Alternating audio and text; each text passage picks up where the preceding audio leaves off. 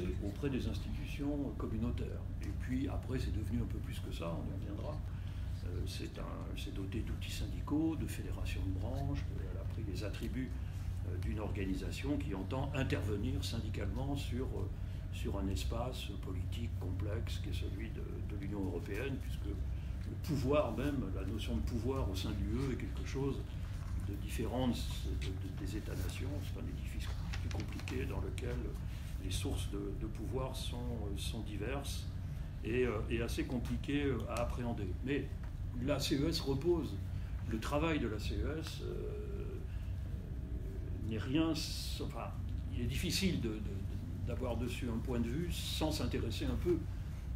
aux syndicalismes nationaux.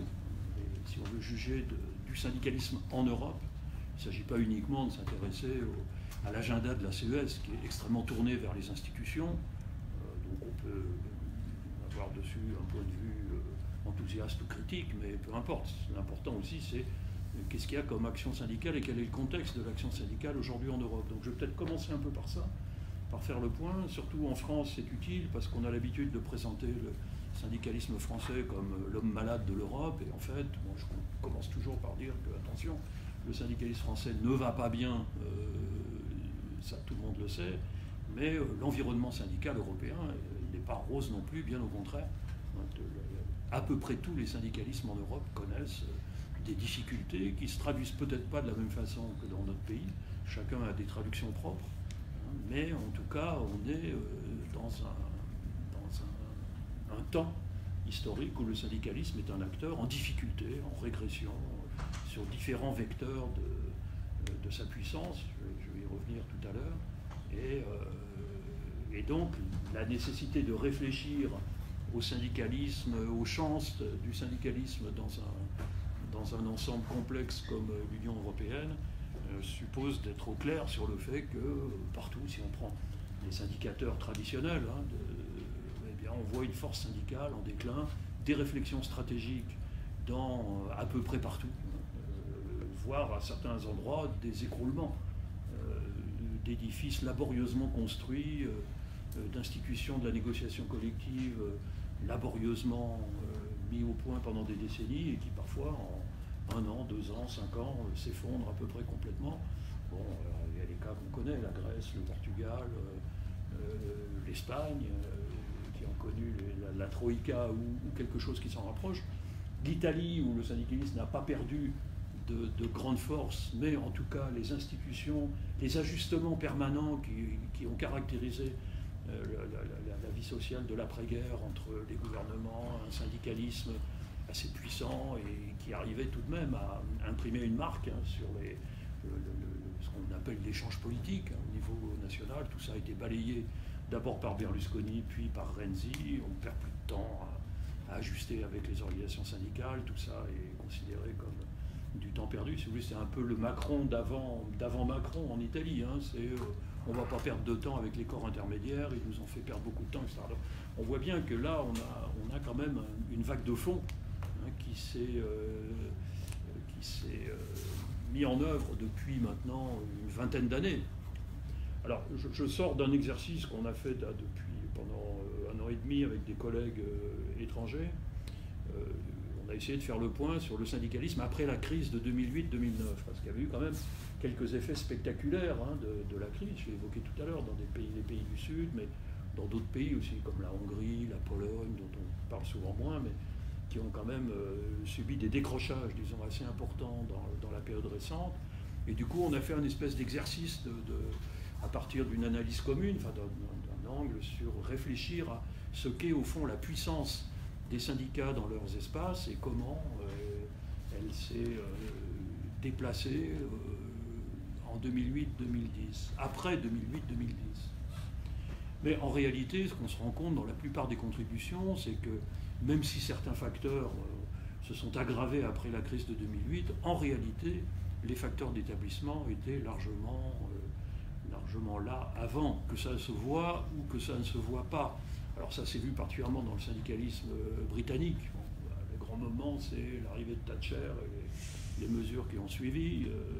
On connaît bien ça. Il y a eu un moment difficile en Allemagne après la réunification, l'unification allemande, qui a plutôt vu les effectifs du DGB se renforcer. Après, on a eu la période des lois Hartz et une certaine délégitimation de l'action syndicale, l'installation durable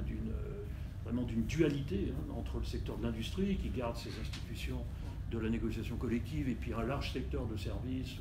où on a installé les mini-jobs, la précarité massive, etc. Donc des choses, des événements qui sont arrivés, et puis pour la France, on sait très bien que c'est pas 2008-2009